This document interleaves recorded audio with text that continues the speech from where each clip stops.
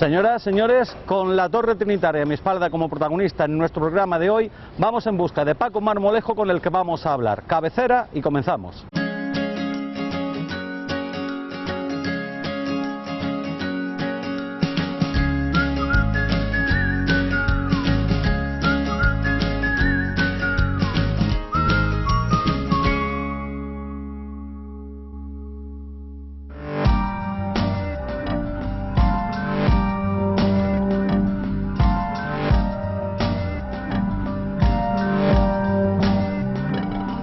Como les decía, estábamos hoy nuevamente con nuestro amigo Paco Marmolejo. Paco, bienvenido de nuevo a Lo Más de Coín. Cada vez que me traes al campo te temo como una vara verde, ¿eh? Ya me imagino. Has visto por dónde hemos subido, ¿no? Bueno, y estamos aquí justo en el peñasco del Cerro Los Ángeles, ¿no? Bueno, estamos en el Cerro de los Ángeles y este peñasco que vemos aquí atrás es el que le da nombre a toda esta sierra, que es la Sierra de los Ángeles. Realmente no es un peñasco, realmente es una ermita, es la ermita de Santa María de los Ángeles, y aquí se instalaron los trinitarios una vez que llegaron a Coín. Si te apetece, descubrimos ahora que realmente no tiene nada que ver con un peñasco. ¿Ven ustedes lo que les decía por qué de la relación de la torre con el programa del día de hoy? Pues caballero, les sigo. Vamos a echarle un vistazo. Y me pregunto yo una cuestión que se pueden estar también preguntando, en este caso los televidentes que estén ahora mismo viendo Lo Más de Coín.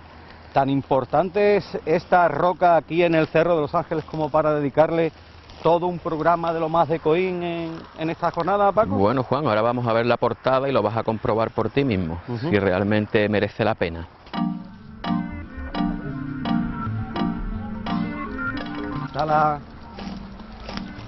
Está la flor un poquillo agreste. Claro, don Francisco. Ahora mismo sí que entiendo que le podamos dedicar un programa, porque ya desde luego no tiene la pinta de lo que hemos dicho anteriormente. Esto ya no parece un peñasco.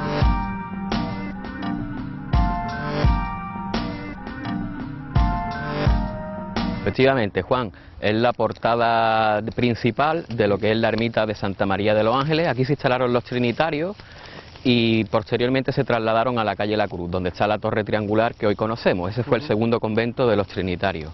Si te apetece, vamos a visitar lo que es el interior y vamos analizando un poco su arquitectura. Antes se me antoja una pregunta, Paco. El por qué la instalación aquí en este enclave y no quizás tan más en el pueblo desde primera hora. Bueno, aquí, ¿se sabe o no? Una vez que llegaron los ermitaños con los primeros repobladores, una vez que se repartieron estas tierras que pertenecían a los moros, a los nazaríes, en aquella época era común la vida en retiro espiritual, y se solían salir de lo que era el núcleo urbano.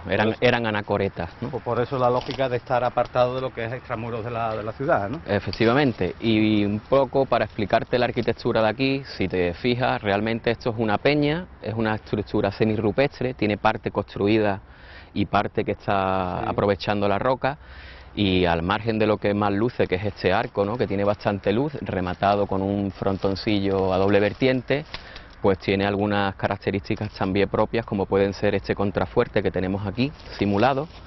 Es un contrafuerte que está tallado en la misma roca natural, y si te fijas, pues bueno, aquí en su interior podemos ver cómo se conservan los mechinales de esta segunda planta, de maderos rollizos. Todo esto es la roca natural de una cueva aprovechada. Esto fue una cueva, lo que pasa que se desplomó y al día de hoy es lo que queda. Y toda esta parte de aquí de muro, que este techero lateral, digamos que es de mampostería, de travertino, que es la piedra y la roca que realmente queda autóctona, aquí. ¿no? Autóctona.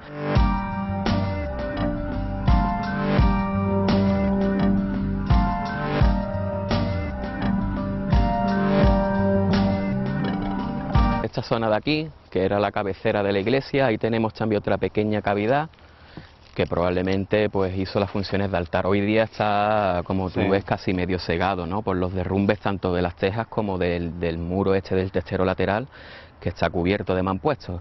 La solería de esta edificación está cerca de 2 metros, metro y medio hacia abajo. Estamos sobre los derrumbes de lo que es la techumbre. Claro. ¿Cuántos monjes trinitarios podían estar ocupando esta ubicación, Paco? En un principio llegaron 2 ermitaños, ¿vale?, que llegaron con los primeros repobladores una vez que se expulsaron a los andalusíes, a los nazaríes de las tierras estas, ¿no?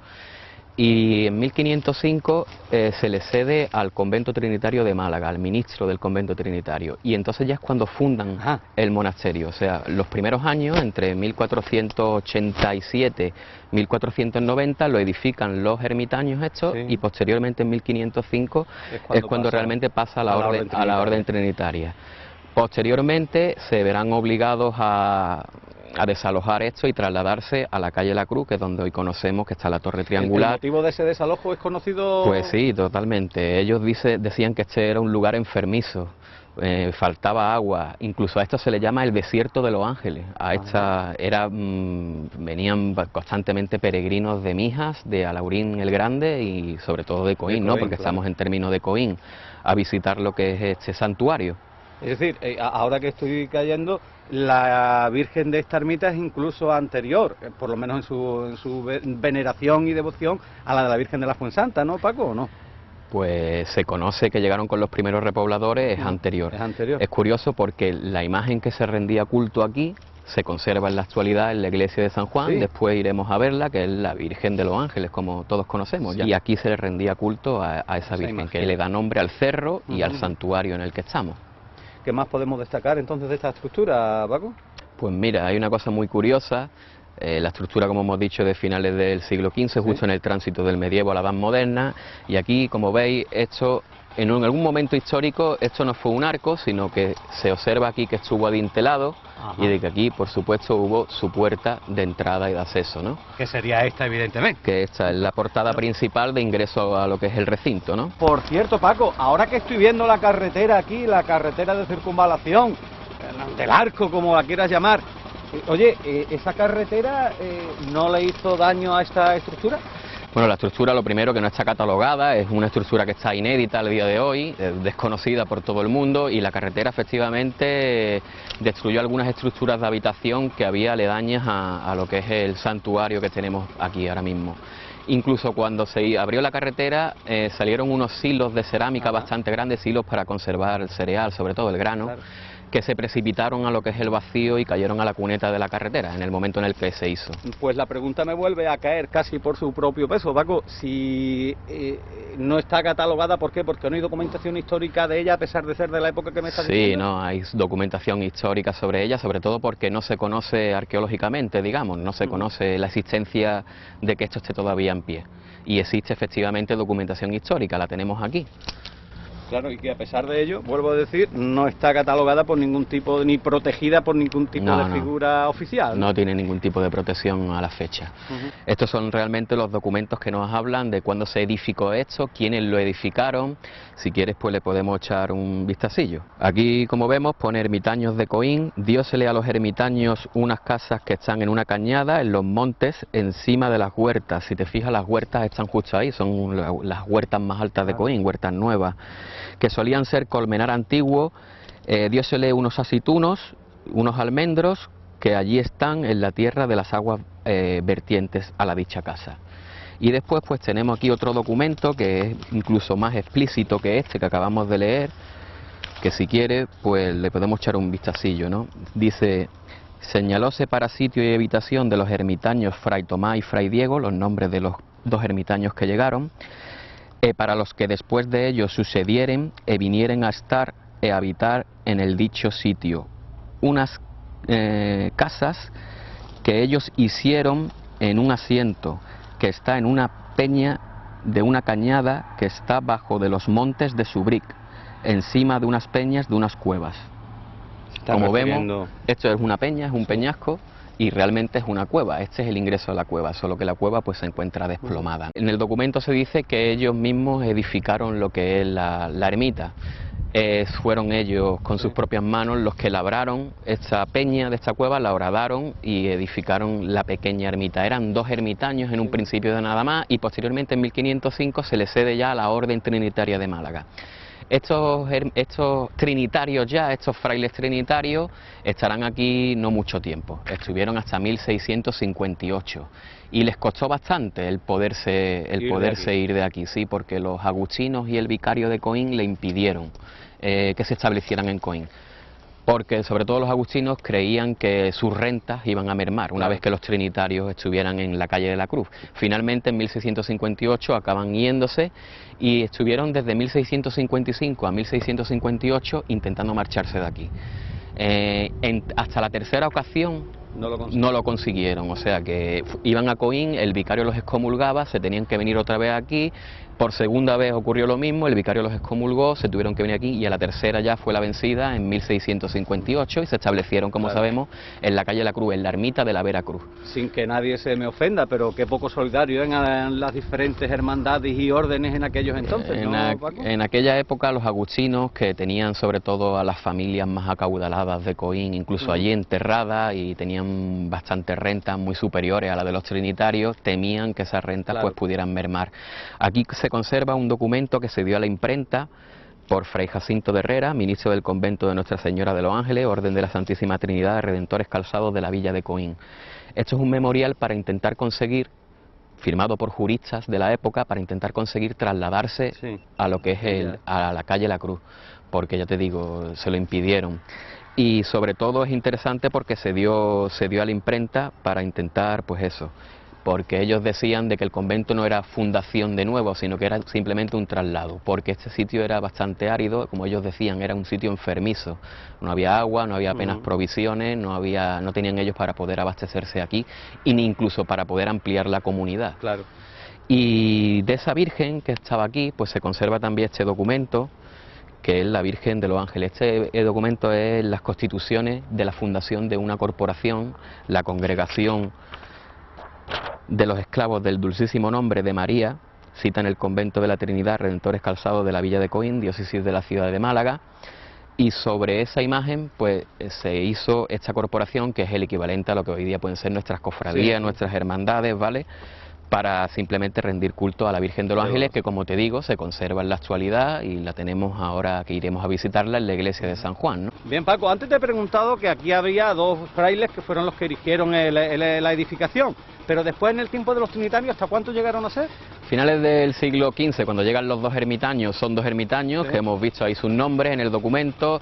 Cuando se funda el convento ya trinitario hay 3 frailes únicamente, por eso también estos tan pequeñitos, y esos 3 frailes llegaron a un máximo de 5, que es cuando ya se trasladan a Coín, a la calle La Cruz. Cuando ya se trasladan a Coín, la comunidad pasa a 16, incluso a 20 y tantos, ¿no? De todas maneras, se me antoja que esos 5 solamente aquí, ciertamente que pedirían ese traslado, porque se ve que el lugar da más bien para poco, no tendría muchos recursos evidentemente. Aquí hay muy pocos recursos naturales, de hecho para ellos ampliar la comunidad a más de 5 necesitaban trasladarse a Coín obligatoriamente. Aquí los recursos están muy contados, aparte de las huertas que ya hemos visto que aparecen en el documento.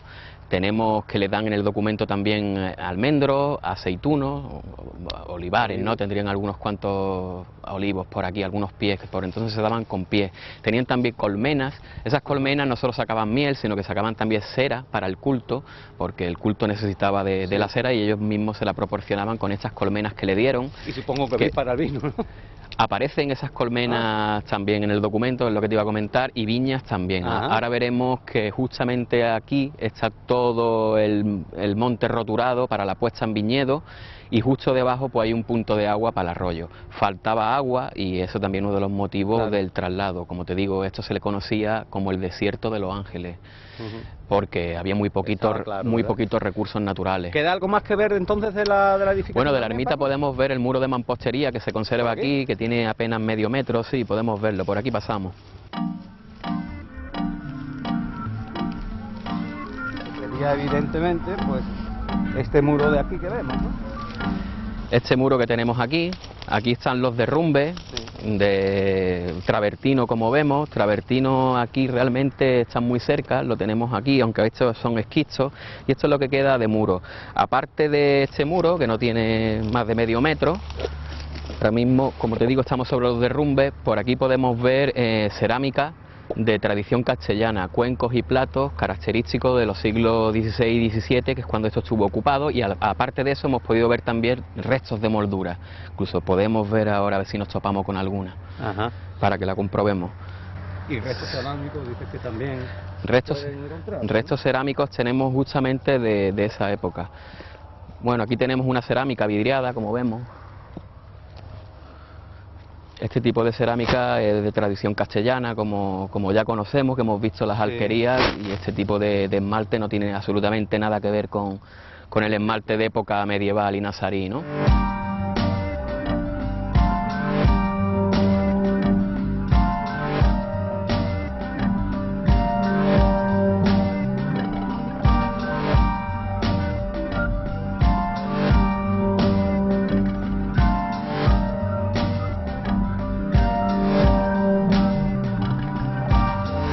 Esta es la roca natural, Sí.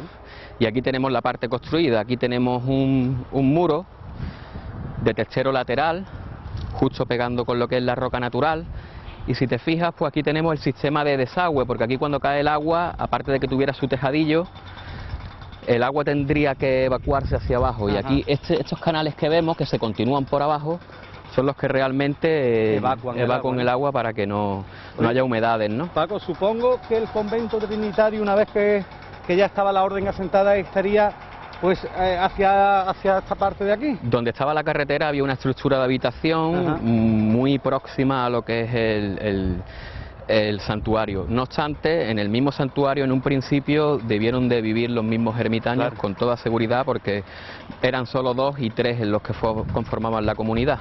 Paco, ahora que estamos en la parte superior de la edificación, se me ocurre una cuestión. Vamos a ver, por aquí, por esta carretera, hemos pasado prácticamente todos los vecinos de Coín, otros vecinos, y hemos visto, desde luego, sin lugar a dudas, y ahora a partir de ahora nos vamos a fijar probablemente también más, esta estructura aquí. Me vas a permitir el escepticismo, pero ¿quién me garantiza a mí que esto es una ermita y no es un asentamiento de cualquier familia que ha tenido aquí terrenos y lo ha hecho? Que no estaba esto en otro lado y esos vestigios han desaparecido, como por desgracia en Coín han desaparecido tantos vestigios. Existen ciertos elementos que hacen que la identificación casi con toda certeza se pueda realizar sin lugar a dudas. ¿Cuáles son esos elementos? Pues mira, básicamente el primero que podemos ver claramente es que los documentos coinciden con lo que es la realidad arqueológica. En los documentos se dice que es una peña, esto es una peña, se dice en los documentos de que aprovecha una cueva, eso es una cueva, era la entrada a la cueva, solo que la cueva pues entonces se desplomaría. Ya no está hablando el documento de que se edifica en esa peña con cueva. Efectivamente, nos está hablando de una estructura semirrupestre, que es lo que tenemos aquí, una estructura semirrupestre. Piedra y construcción. El documento nos habla también de que se sitúa por encima de las huertas las tenemos justamente allí. El documento nos indica que se construye bajo los montes de Subric, bajo los montes de Ubrique, todo esto son los montes de Ubrique. Ahora, como veremos, tenemos una serie de bancales ahí, que está todo el monte roturado, es la parte que está, el espacio agrícola, digamos, más alto de toda esta zona. Hacia allá ya lo que tenemos son baldíos y montes. Nos da clara referencia de que realmente todas estas tierras fueron cultivadas y fueron las tierras más altas que se cultivaron. Tenemos punto de agua justamente ahí abajo, que sería el punto de agua de donde los frailes tomaban para abastecimiento. Y tenemos también pues la cerámica de tradición castellana, cuencos y platos, un resto de moldura que apareció justamente aquí, que como te digo, esa moldura es impropia de un contexto rural como este, no es característico de la arquitectura vernácula tradicional. Tú no te vas a encontrar una moldura en una edificación tan antigua como esta. En fin, tenemos ciertos elementos que nos hacen, y todo indica de que esto realmente es esa ermita que fundaron los religiosos. Y ten en cuenta de que estamos en el Cerro de los Ángeles, es decir, estamos justamente donde toma el nombre de esta ermita y de esta comunidad que hubo aquí, ¿no? Pues la siguiente pregunta me cae de cajón. ¿Por qué sigue después de tanto tiempo en este estado de abandono y sin catalogación patrimonial?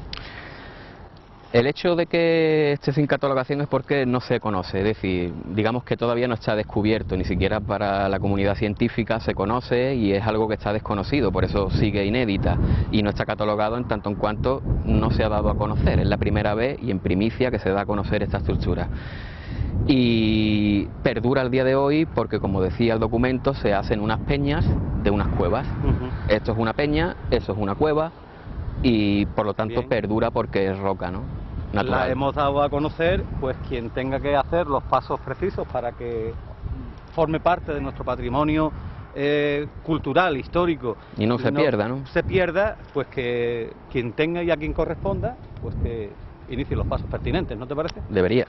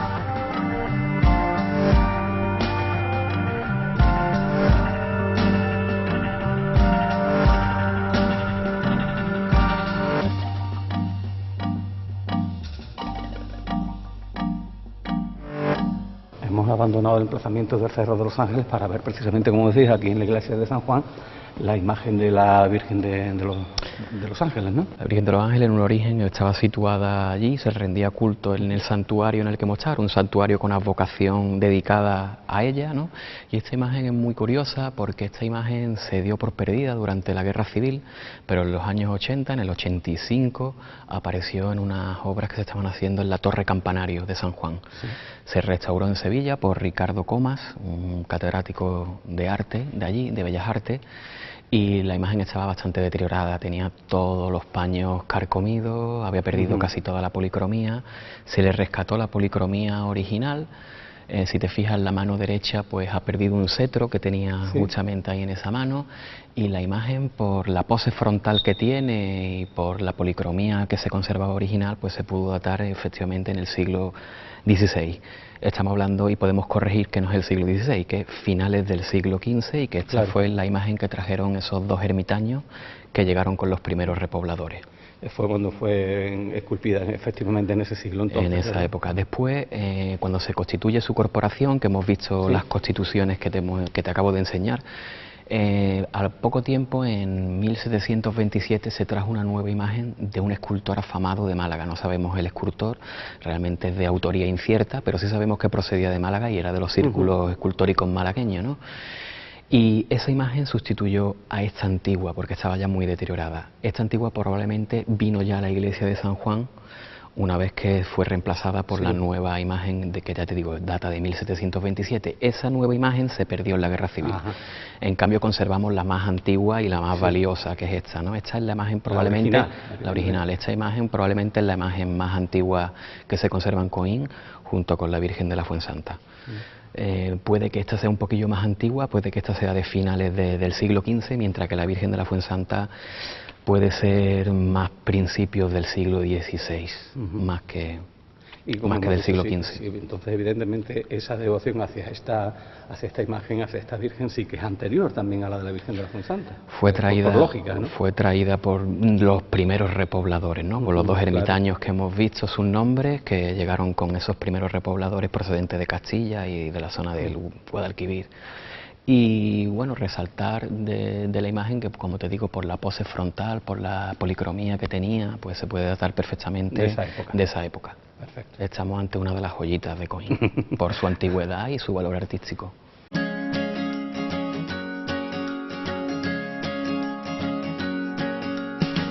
Vamos a terminar nuestro programa prácticamente, Paco, con el mismo, digamos, que fundamento con el que lo empezamos, la Torre Trinitaria a nuestras espaldas.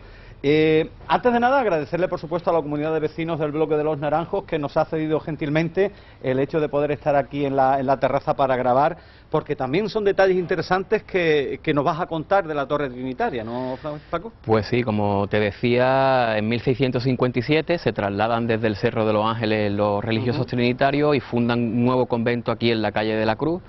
Y aquí pues no solo había una torre, había por supuesto un convento con sus claustros, con su iglesia.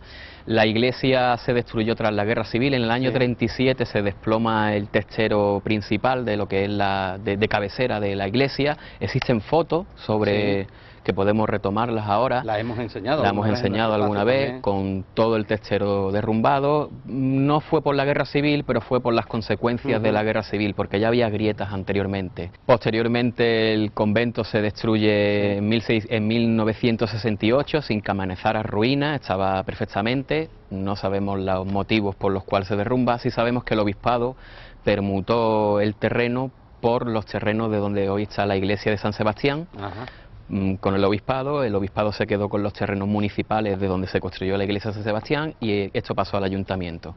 En aquel momento se destruyó eso, y posteriormente en los años 70 hubo incluso algún que otro indicio para incluso derribar lo que es la torre, ¿no? Hubo algún movimiento, incluso se llegaron a encadenar algunos vecinos de Coín, más sensibilizados con la cultura y el patrimonio, para evitar que la torre... Los pioneros y primeros defensores de ese patrimonio. De ese patrimonio, sí, fueron pioneros. Y en cuanto a lo que es la iglesia y el convento, pues casi todo fue obra de un fraile que se llamaba Fray Martín de San Román. A él le debemos lo que es la terminación de las obras de la capilla mayor, la ampliación de la anchura de la iglesia, iglesia, incluso la construcción de gran parte del convento, el refectorio, las portadas de ingreso al conjunto, casi todo se debe a él. Y bueno, decirte que todavía perduran algún que otro recuerdo de los trinitarios, no solo que la torre es triangular, con planta triangular, con 3 cuerpos, en el cuerpo superior sus 3 arcos para sus 3 campanas. Quizás eso, más que referencia a los trinitarios, haga referencia a la Santísima Trinidad. Claro. Por ejemplo, en Archidona encontramos una torre de los frailes franciscanos que es prácticamente idéntica, de planta triangular también, con sus 3 cuerpos. No hace referencia a los trinitarios, hace más bien referencia a lo que es la Santísima Trinidad, pero en cambio, Juan, la veleta sí que conserva bastantes elementos relacionados con los trinitarios. Los primeros que encontramos y podemos ver son las cadenas. Vemos que en la parte de abajo de lo que es la veleta existen cadenas. Esas cadenas son alusivas a la misión de rescatar cautivos. Los trinitarios, la misión principal de los trinitarios era esa, rescatar económicamente a los cautivos que estaban en Tánger, en Argel. Después, seguidamente, tenemos un ciervo que se puede ver perfectamente. Ese ciervo se conserva al día de hoy. Ese ciervo es emblema y símbolo de lo que es la orden. ¿Supuestamente es el originario de la veleta? Sí, sí, la veleta es original, instalada por los trinitarios, y ya te digo, conserva lo que es las cadenas, el ciervo y finalmente la cruz. Ese tipo de cruz se llama la cruz patada y es la cruz emblema y símbolo de la orden trinitaria, ¿no? Una vez establecida la orden trinitaria aquí en Coín, la desavenencia con los agustinos, como decías, ¿causó roces entre ellos y demás a lo largo de la historia, ¿no? Finalmente, después de 3 años intentando venir hacia el pueblo, una vez que ya se establecieron, no nos constan datos históricos que digan de que hubo conflictos con los agustinos. Sobre todo porque el mismo obispo Zarzosa, que falleció en el Palacio Episcopal de Coín, facilitó e incluso dictó ciertas disposiciones para que hubiera concordia entre las 2 órdenes. Tenían derecho a percibir las limosnas de la parroquia y, como tú sabes, Juan, pues con esas limosnas hubo buena sintonía entre las 2 órdenes, ¿no? Hasta que no llegó el obispo Zarzosa y hizo esta disposición a favor de las 2 órdenes que había en Coín. Por aquel entonces no estaban todavía las monjas clarisas, que llegaron posteriormente en el 18. Hasta que no llegó ese momento, realmente no hubo cierta sintonía entre las 2 órdenes. El establecimiento de la Veracruz como cofradía y hermandad surge a partir del establecimiento aquí también, ¿verdad? Me imagino, ¿no? La Veracruz tenía su sede canónica ya en esa ermita, era una pequeña ermita de la Veracruz, y fue en la época del ministerio del padre Fray Martín de San Román cuando se acomete la gran obra de ampliación, incluso de construcción ya con sus claustros y demás de lo que es el convento, ¿no? Que, como hemos dicho, pues se perdió en el 68 sin que hubiera motivos, ¿no? La chiquillería de todo el entorno entre los cuales me incluyo, veníamos a esas ruinas porque iban a salir sables, tesoros y demás. Aparecieron muchas moneditas. Sí, pues, abajo estaba el panteón donde se enterraban y la cripta donde se enterraban los frailes. Y cuando se destruyó, consta de que aparecieron muchas moneditas de época moderna, de edad moderna ya, ¿no?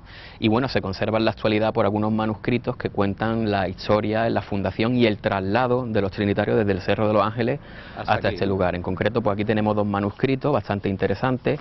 Este se conserva en Roma, fundación del convento de Coín, año de 1505, el manuscrito del siglo XVII, pero la fundación del convento, como hemos comentado en Los Ángeles, fue en 1505. Y aquí tenemos otro manuscrito que di a conocer hará 1 año y medio, donde realmente este se conserva en la biblioteca de la Real Academia de la Historia, y este manuscrito probablemente es el más descriptivo y el que más detalles aporta para conocer la historia. Incluso las cosas que se han publicado no llegan a establecer la fecha del traslado, porque, como te digo, se trasladaron incluso en 3 ocasiones, hasta la tercera no fue la vencida y consiguieron trasladarse. Lo que hay publicado, ningún estudio acierta con la fecha exacta del traslado, que fue en 1658. Y en este manuscrito pues se relata con bastante claridad ese traslado, ¿no? De acuerdo, don Francisco, como siempre, agradecerle su participación en nuestro programa y habernos arrojado un poco de más luz sobre el transcurrir de esa orden trinitaria, habernos descubierto esa ermita de Los Ángeles y todo lo que en el programa hemos visto en el día de hoy, ¿eh? Por mí, encantado. Por supuesto, no hay que decir, tiene que estar usted invitado a una próxima colaboración. ¿Cuál podríamos hacer? Pues tú pones el tema. Lo buscaremos en estos días, ¿eh? Gracias. Nosotros, por supuesto, nos despedimos. Eso sí, diciéndoles que a partir de ahora tienen a su disposición en el canal de YouTube Lo Más de Coín cada uno de nuestros programas. Gracias y hasta el próximo.